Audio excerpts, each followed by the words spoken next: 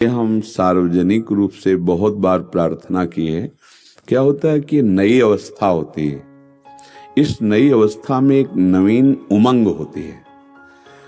अगर उस उमंग को, उस वेग को, जो प्रकृति का वेग उत्पन्न होता है, उसको सही दिशा ना दी गई तो गलत दिशा में चली जाती है।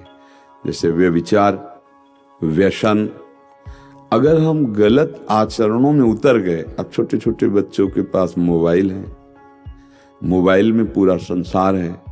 एकांत में गलत दृश्यों को देखना, गलत मित्रों का संग करना, फिर गलत आचरणों में उतर जाना, फिर एक दूसरे को ब्लैकमेल करना। आप गलत आचरणों में उतर गए तो आपकी बुद्धि की क्षमता घट गई, आपका फेल हो जाना, एक दूसरे का उपहास करना, घर से डांट पड़ना, कई कारण ऐसे उपस्थित हो जाना जिनसे बुद्धि की क्षमता निर्णय करना बंद कर देना और ये आना कि सब झंझटों से मुक्त होने का एक उपाय शरीर छोड़ दो। ये घटना घटती है। अगर हम अपने नवीन पीढ़ी बच्चों को सही उपदेश मिले अध्यात्म का। देखो, आधुनिक पढ़ाई पढ़ते हुए भी ना विनय है, न सभ्यता रही, न संयम आ रहा है, न बुद्धि पवित्र हो रही। सुंदरता की रक्षा शरीर की हो रही, पवित्रता की नहीं। बुद्धि बहुत प्रवीण हो रही लेकिन गलत ढंग से, गलत मार्ग में। भला अभी 16, 18, 20 की अवस्था है और खुले मन से हम जो चाहें वो कर सकते हैं, वो कैसे उन्नति को प्राप्त होगा? एक बॉयफ्रेंड बनाया, एक गर्लफ्रेंड बनाया, इसके बाद ब्रेकअप शब्द का प्रयोग हुआ, फिर दूसरा बनाया, फिर इसे व्यभिचार कहते हैं। जिससे हमारे नए बच्चे मनोरंजन समझ रहे, खिलवाड़ समझ रहे, इसे व्यभिचार कहते हैं। और ये व्यभिचार मन को मलिन करता है, बुद्धि को भ्रष्ट करता है, स्मृति शक्ति का लोप करता है, जीवनी शक्ति का नाश होता है। अब उसकी स्मृति पढ़ाई में थोड़ी लगेगी। पढ़ाई में बहुत पैसा लगता है, माता पिता बहुत श्रम करके पढ़ाते हैं। अब वो तो बोलेंगे ही बोलेंगे, मार डाला ना, इतना पैसा लगाया, ट्यूशन में इतना किया, फेल हो गए ना तुम।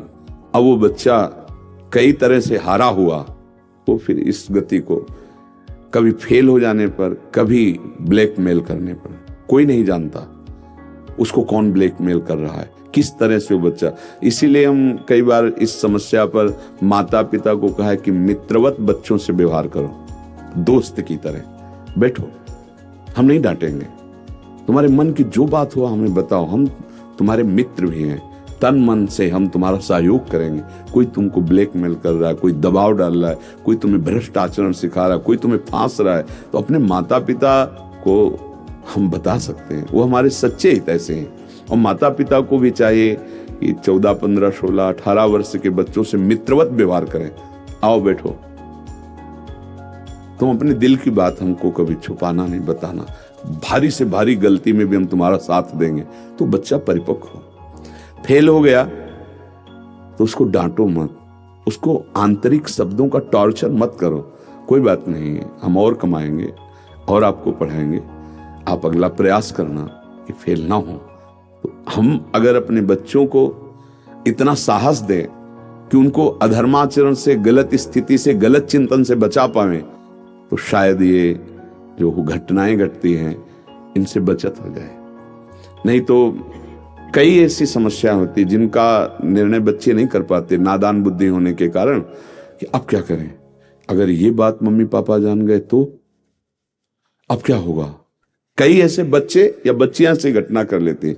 कई ऐसे चालबाज लोग होते हैं जो भोले भाले होते हैं, नादान अवस्था होती, फंसा लेते हैं। इसके बाद उनको अर्थ आदि के लिए या उनके तन की व्यवस्था के लिए उनको बहुत लाचार करते हैं। अब वो बच्चे हार जाते हैं, हारा हुआ बच्चा फिर अपने शरीर। तो कई ऐसी आंतरिक समस्याएं हैं बच्चों की जिनको बैठकर अपने लोगों को सुलझाना होगा।